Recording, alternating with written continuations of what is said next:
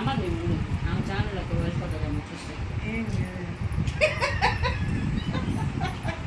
కాదు ఆమె చూస్తే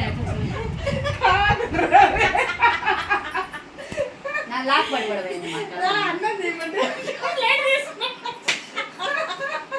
అందరు తీయమంటే అన్నం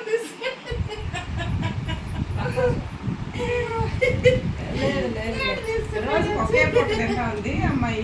దైవ భక్తిలో ఉంది. మామూలుగా దైవ భక్తిలో ఉన్నప్పుడు ఎవరికైనా అది సహజం. ఒక్కోసారి అసలు మా నాన్న మా బావ 25 ముద్దలు అన్నం తిన్నారు తెలుసా ఒకరోజు. మళ్ళీ తినలేరు మరి ఒకే రోజు అది 25 ముద్దలు అంటే ఎంత మాత్రం